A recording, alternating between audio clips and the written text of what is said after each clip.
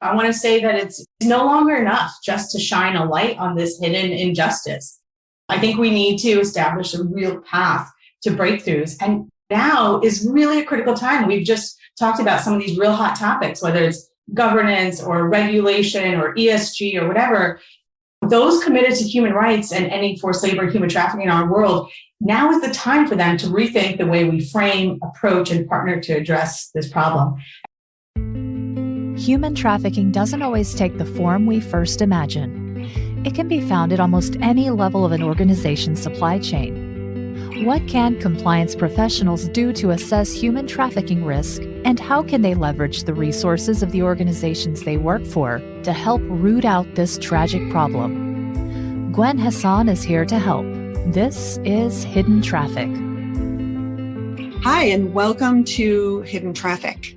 On this episode, I am really excited and honored to have with me Irene Kaushansky. She is the Associate Director of Compliance and Operational Integrity at the Global Fund to End Modern Slavery. That's quite a title, Irene. Wow, that's a mouthful. It certainly is a mouthful. Thank you for the welcome, Gwen. I'm really excited to chat with you today. No problem. So I'd like to start, if we could, with just a little bit about you and your background, kind of how you started and what drew you to working on human trafficking. Yeah, thanks, Gwen. Not unlike most compliance professionals, I didn't wake up one morning and realize that I wanted to be a compliance officer. And I think that's true. Very few compliance officers. Most of us fall and stumble our way into it somehow. Yeah, it's very true. Yeah, so I studied history and international relations and expected that I would seek a career in law next. But instead, I traveled the globe, and my passion for the planet and all the people living in it drew me to the international development, humanitarian assistance sector. I've spent more than 15 years working in international development now, mostly with nonprofit organizations. Back to your initial question, what drew me to work on human trafficking issues? I come from a family of survivors, so I empathize and value human rights. And that's where my draw to work on these issues, I think, really comes from. I also think my interest in human rights makes me a unique compliance professional. It's a different perspective to bring to the table. It is. Yeah, so many compliance professionals are very law-based and focused on the regulatory compliance aspect. That's part of actually what drew me to want to talk to you was the human rights angle. And I have another person lined up that I'm speaking to soon who is an attorney who specializes in human rights. So I'm glad to kind of round out the topic with not just a focus on, what's happening from a regulatory standpoint, but kind of the human rights aspect as well. Great. I'm glad you have that lined up. Yeah, I'm excited about it. All right, so then let's get a little more granular and tell me about the Global Fund to End Modern Slavery. I'll tell you, honestly, I was completely unaware of it until recently. Another guest on the podcast really clued me in to the Global Fund. And so then I started doing some research and reading your website and learning more about it. So tell me about it and how it came to be and kind of what your goal and purpose is. Yeah, well, first and foremost, the Global Fund to End Modern Slavery is just that. We are a global fund. Our mission is to bring together many donors and coordinate globally to escalate and scale efforts to end modern slavery and human trafficking. You'll hear, I guess, as I'm talking, I might refer to the Global Fund to End Modern Slavery as GFEMS. That's our acronym, GFEMS, or the fund. And, we really came about because we know that the systems that perpetuate modern slavery are super complex.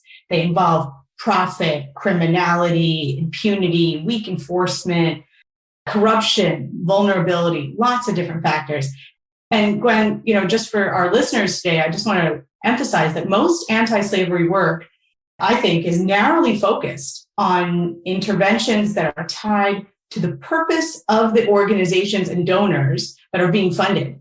And these entities, they do not collaborate effectively. They base their approaches often on either weak evidence or no evidence at all. And they compete with one another for scarce resources, which is for sure not an ideal situation. that gets to solutions. So the idea for GFEMS was conceived by a group of these anti-slavery leaders who recognized that to make real progress in ending modern slavery, we needed greater resources and coordinated global action. And we still today, we work tirelessly to bring this vision to life.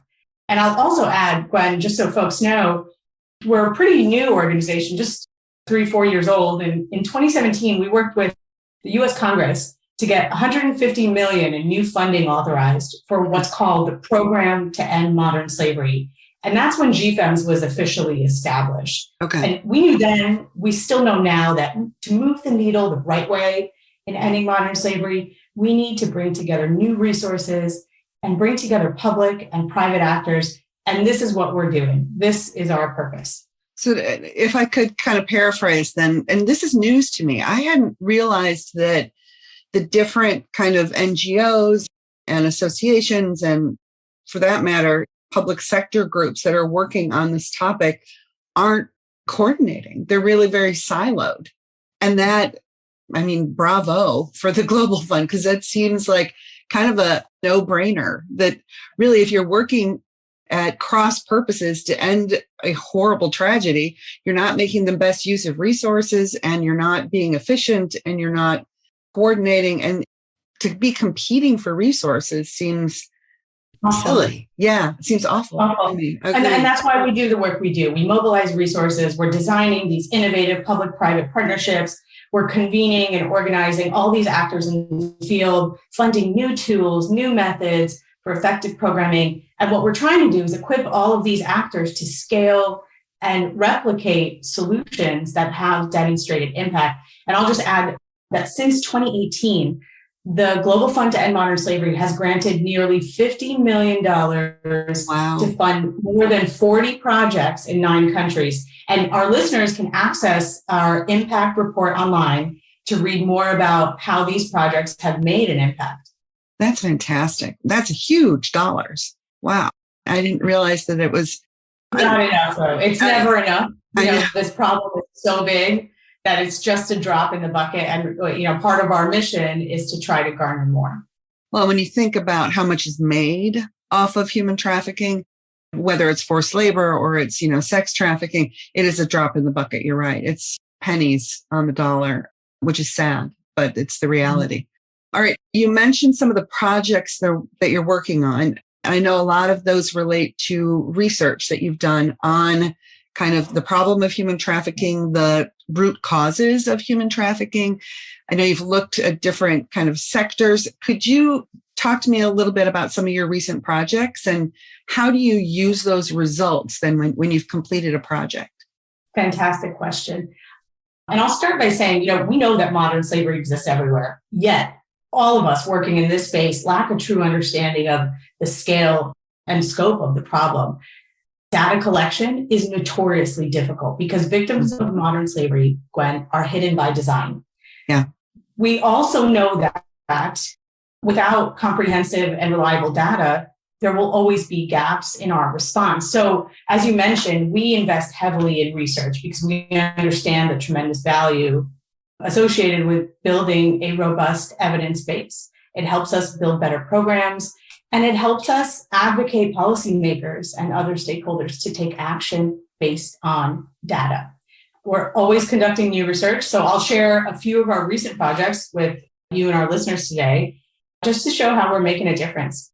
So, Northern Uganda, we used a new interview tool that was adopted from the field of public health to estimate the prevalence of commercial sexual exploitation of children. This tool, and I might botch the acronym ACASI, I think it's audio computer assisted self-interviewing. Okay. It's been shown in other studies to increase response accuracy.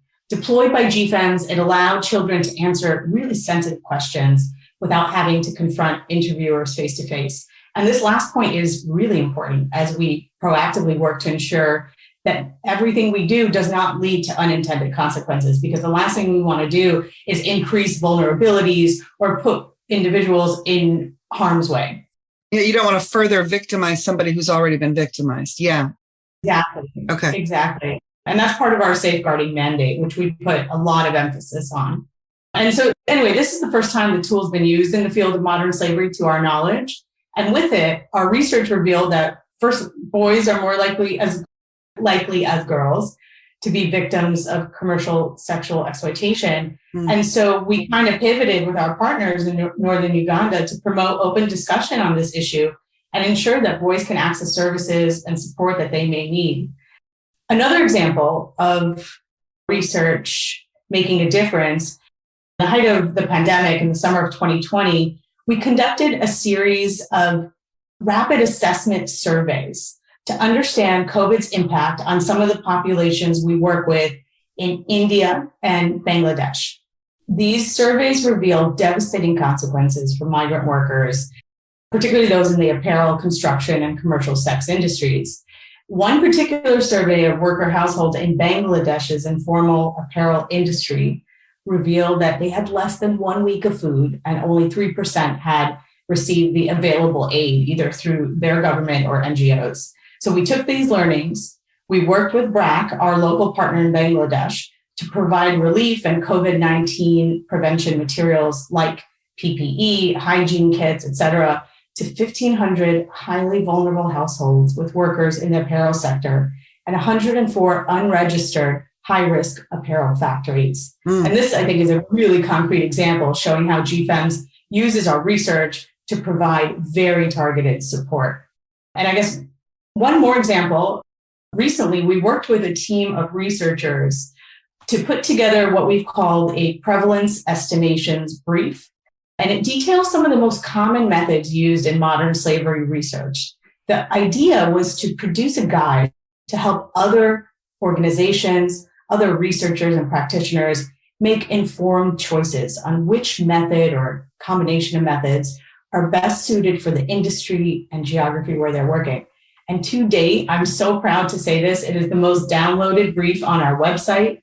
We recently had it translated into French so that it can be useful to a wider group of practitioners, because we know that just as important as producing research is making it available and accessible for others to use.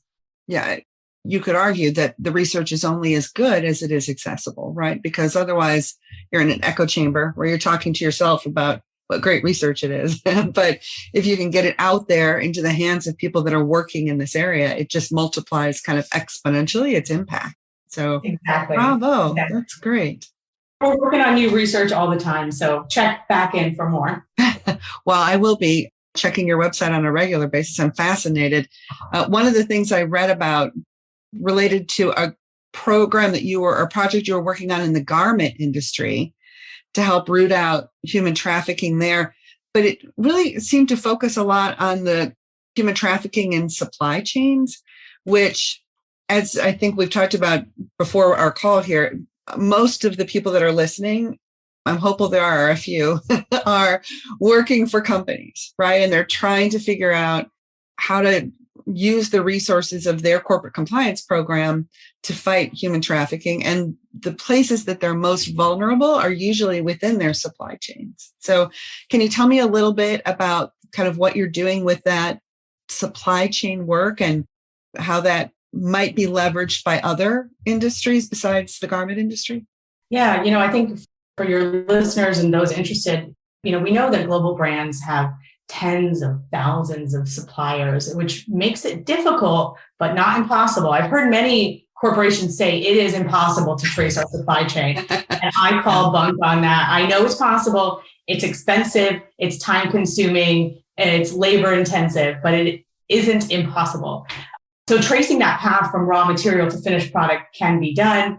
But the overwhelming, I think, complexity of some of the global supply chains, what it does, it really puts millions of people, including children, at risk for forced labor and exploitation. And Gwen, not unlike myself, we all feel this push now for socially responsible goods.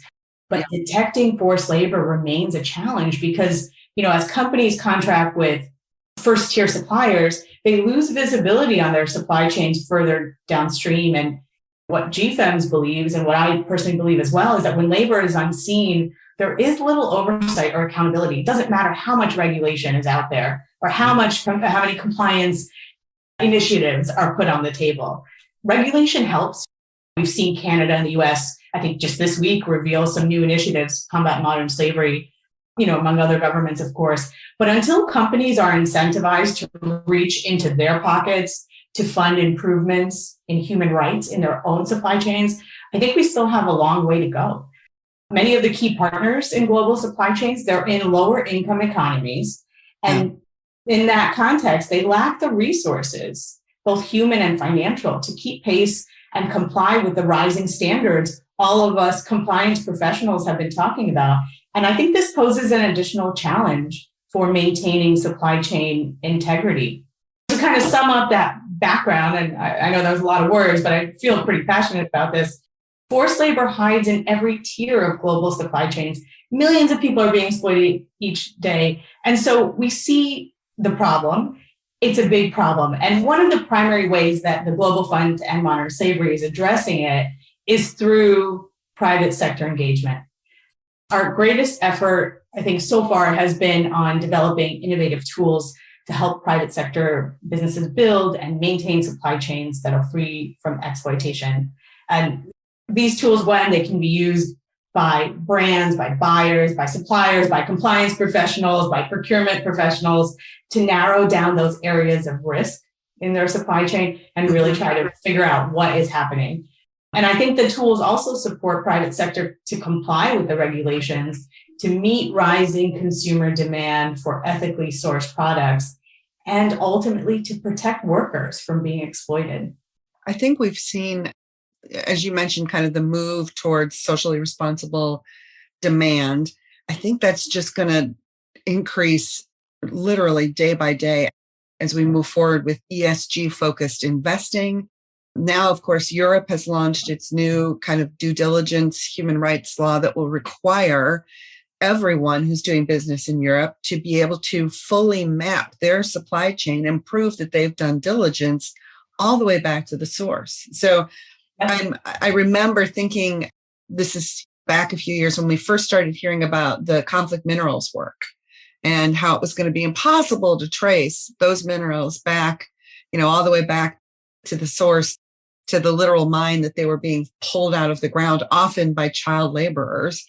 And now we're in a place with conflict minerals where using things like blockchain technology and bag and tag and scanning and tech, we can literally map where the mine was that someone pulled this mineral out of the ground. And I think that's where we're headed on the broader sense with the whole supply chain. So I think what the work you're doing at GFEMS is going to easily be leveraged into every supply chain, into every industry. We certainly hope so. Yeah, it's not going to be optional anymore. Yeah, for sure. So one of the things that you talked about was kind of that partnership with private industry. And you mentioned some of the tools that you've worked on. Where can people find those? They're all on the GFEMS website, or how do they engage with you? Good question. So our tools are primarily available to private sector through compliance and tech firms. And I can detail some of these tools for you. And maybe it'll make sense if we do so looking at a particular sector like apparel. So what I'll do, I'll talk about the apparel sector a little bit because GFEMS has done pretty significant work in that sector, building these tools for companies. And then I'll segue that into some other options that are available. Great. Yes, please. Okay. We all know the apparel sector is a huge driver of economic growth in many lower income countries like India, Bangladesh, Vietnam, to name a few. Millions of workers, millions, are employed in garment production in these countries. But as we mentioned, these workers are often young, they're unskilled, they're female, they're migrants. So in sum, they are at high risk for exploitation, especially in under-regulated factories further down supply chains, tying it back to that last. That subcontractor of the subcontractor of the subcontractor. Yeah. Exactly. So what we've done is we've funded a range of activities to try to improve the working conditions for these populations through supply chain management. And it also ties back to research. We know that companies need better, more reliable, and cost-effective ways to prevent, to detect, to remediate forced labor in their supply chain. So we've partnered, as I mentioned, with tech and compliance firms to develop and pilot 3 really promising tools. One, we've been working with our partner, Social Accountability International. Their acronym is SAI, and they've just launched their Fair Capacity platform. It connects buyers and suppliers to place production orders. So Gwen, the platform operates like an Expedia. It matches the supplier with the capacity to absorb work with the buyer that's looking to place the order. So factories that use the platform will have access to a variety of trainings and tools to improve not only their production planning, but also improve working conditions for the folks that they employ.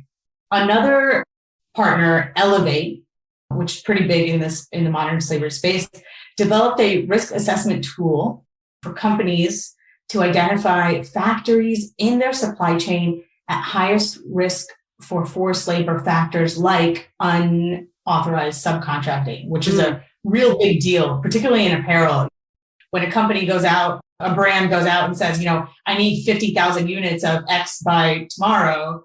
How is it that they're able to meet that demand? It's usually through unauthorized subcontracting or some nefarious subcontracting through that supply chain. So the tool that Elevate's been working on through GFEMS support allows companies to target that highest risk section of their complex supply chain, reducing forced labor factors, which is excellent.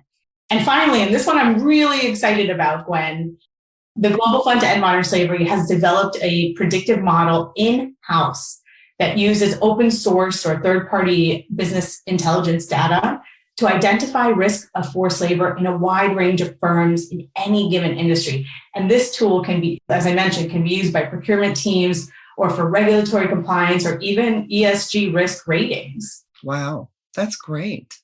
Talk about timely rollout of a tool, because everyone who's in an in-house compliance role is looking for that right now, a way to use a risk-based approach, not boil the ocean, as you hear, but to really target resources and time to where the greatest risk is. But many people are starting from a place where they don't know where their greatest risk is. So, and there are actually a lot of tools in the marketplace right now. So they do exist. So I think for many compliance professionals in these companies, the challenge might be identifying which one is best suited for their organization, for their operations. And what's unique about the particular tools that GFEMS funds is that we approach everything with a keen safeguarding perspective. We want to make sure that anything that we put out in the world, as I mentioned when we first started chatting, does not lead to unintended consequences. So if there's some kind of app that workers can access, but their PII can be exposed to bad actors, like that kind of puts them in harm's way. We don't want to fund anything like that. If there's a tool out there for compliance professionals that has built-in bias, that hasn't gone through any ethical review board before it was published, we don't want to invest in that because that's just going to lead to harm.